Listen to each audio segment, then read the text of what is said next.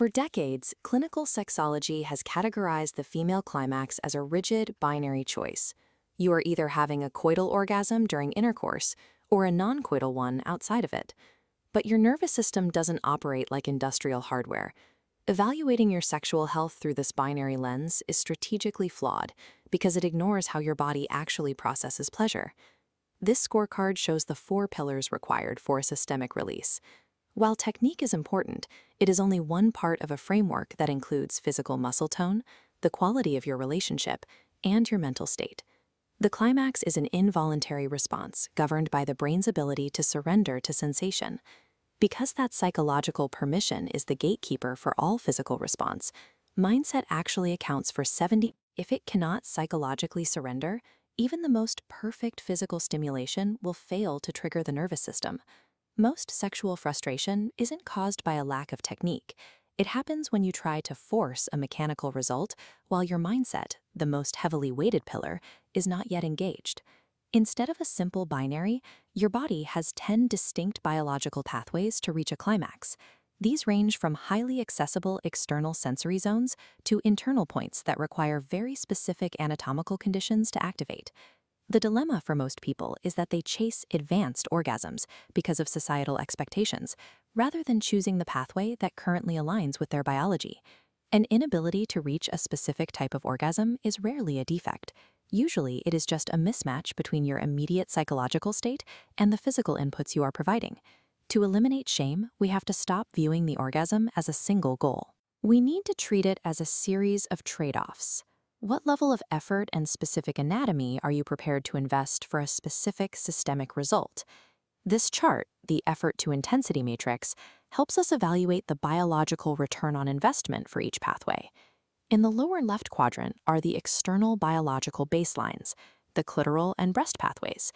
The input is direct friction applied to the body's highest concentration of external sensory nerve endings. This results in a highly reliable, localized neurological reflex and a quick physical release. Relying on clitoral stimulation is a healthy, complete biological norm, not a secondary option or a lesser type of climax. The trade-off is that it relies on consistent, direct touch. It's effective for solo or partnered play, but it requires a very specific manual focus. However, if that 70% mindset rule isn't met, even this reliable path can feel like a mechanical chore rather than a satisfying experience. When your mental energy is limited, these external baselines over the highest reliability for the lowest amount of anatomical effort. Moving up the matrix, we find structural pathways, which include the vaginal, uterine, and anal zones. These require targeted internal stimulation of zones like the G-spot or the A-point deep within the vaginal vault. The physiological outcome is a deep, systemic release, often involving uterine contractions. But these pathways have a rigid constraint: anatomical alignment.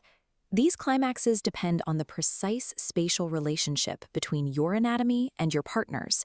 Vaginal depth and entry angles must perfectly align for effective stimulation. If your internal geometry doesn't naturally match your partner's, forcing these pathways usually leads to physical discomfort rather than pleasure. Societal hype often focuses on internal orgasms as a gold standard, but it ignores the fact that these require very specific, unchangeable anatomical prerequisites. These pathways provide intense systemic results, but they are only a good investment if your natural biology aligns with your partner's effortlessly. The third category, the neurological mappers, includes nocturnal and tactile pathways. These are triggered by things like pelvic blood flow during sleep, or stimulation of anchored zones like the neck or thighs. Because these map pleasure directly in the brain, they can create intense results without genital contact, but they are highly unpredictable and difficult to trigger on command. Finally, at the highest point of effort and intensity are the high-yield optimizers: blended, multiple, and tantric orgasms. For a blended or multiple response, the input is simultaneous multi-channel stimulation that floods the brain with sensory data from several zones at once. The tantric path uses prolonged arousal and conscious breathing to circulate energy, moving the experience beyond a simple physical reflex. The result is a wave-like whole-body state of ecstasy, lasting much longer than standard releases.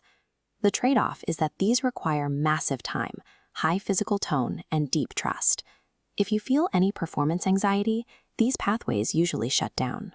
These are the peak of intensity, but they require you to treat intimacy as a dedicated, resource-heavy event rather than a quick release. Biology shows us that no single orgasm is superior. There are only different inputs that lead to different physical outcomes. This diagram, the optimization matrix, helps you choose a strategy based on how much time and mental energy you have right now. If you are short on time or feeling high stress, follow path A toward the external baselines. Since stress makes the surrender mindset difficult, the reliable clitoral path is the most efficient way to achieve a release. If you have identified that your anatomy aligns well with your partner's, path B is the structural route. Map your internal zones together. If the angles work, pursue this for a deeper release. If they don't, you can stop trying without feeling like you failed. If you have high trust and plenty of time, path C leads to the high-yield optimizers. When your mindset, trust, and physical conditioning are all present, these pathways provide the highest possible intensity for your investment. Optimization is about ignoring the myths and matching your current psychological capacity to the physical pathway that actually fits your anatomy.